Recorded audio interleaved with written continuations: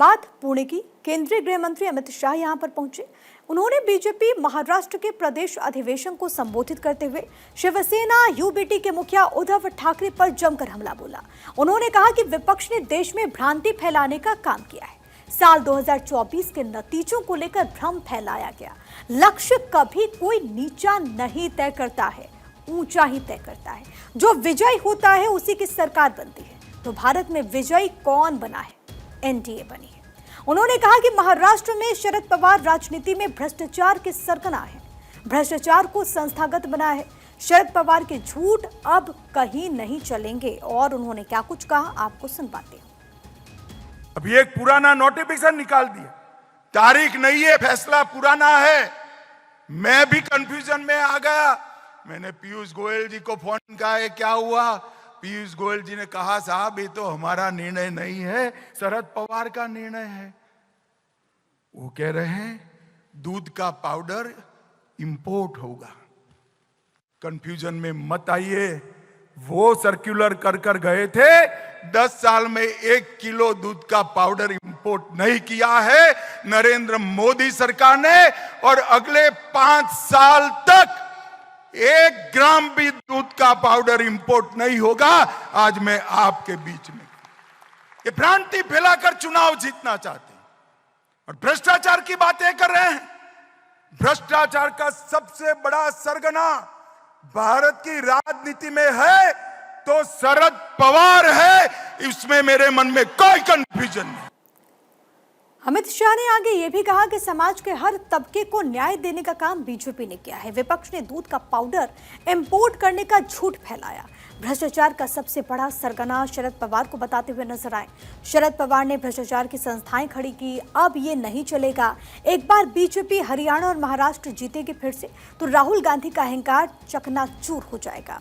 शाह ने कहा कि राहुल गांधी चुनाव हारने के बाद अहंकारी हो गए। चुनाव में बीजेपी को 240 सीटें मिली, एनडीए को 300 सीटें मिली, लेकिन पूरे आईएनडीए गठबंधन को 240 सीट भी नहीं मिली है। चुनाव के भीतर देश भर की जनता नरेंद्र मोदी के 10 साल के शासन पर मुहर लगाने का काम उसने किया है।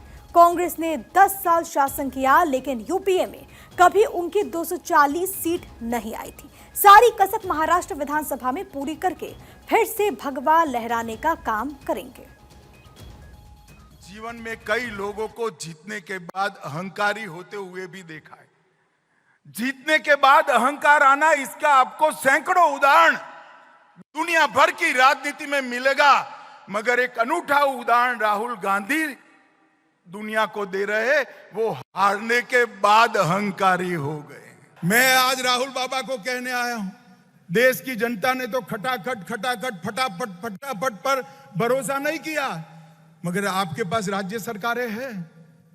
कर्नाटक में है, हिमाचल में है, तेलंगाना में है, 3 तो बची ही है। तो वहां खटाखट भेज दीजिए ना पैसा भाई। इस दौरान अमित शाह कहते हैं कि देश की सुरक्षा को औरंगजेब फैन क्लब सुनिश्चित नहीं कर सकती। ये काम केवल बीजेपी ही कर सकती है। मौजूदा वक्त में उद्धव ठाकरे औरंगजेब फैन क्लब के नेता बने हैं। उद्धव जी कसाब को बिरयानी खिलाने वालों के साथ बैठे हैं। उद्धव जी पीएफआई को सपोर्ट करने वालों की गोदी में बैठे हैं। क्या ये लोग देश को सुरक्षित कर सकते हैं? क्या मैं आपको आपके जैसे कार्यकर्ता के नाते बताता हूं, देश की सुरक्षा को औरंगजेब फैन क्लब सुनिश्चित नहीं कर सकती। औरंगजेब फैन क्लब कौन है? ठीक है, अघाड़ी वाले हैं।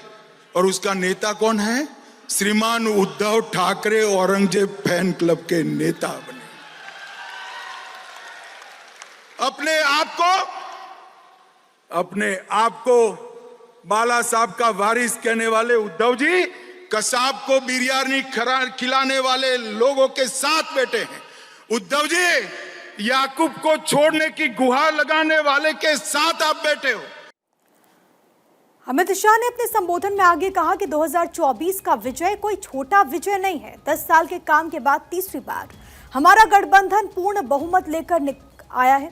कार्यकर्ता को हताश होने की जरूरत नहीं है। महाराष्ट्र में अब तक का सबसे बड़ा विजय इस चुनाव में दीवार पर लिखा पढ़ पाता हूं।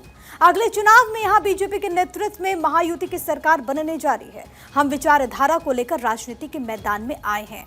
महाराष्ट्र में इसी साल होने वाला है विधानसभा चुनाव और इसके मद्देनजर अमित शाह का ये दौरा बेहद अहम रहा।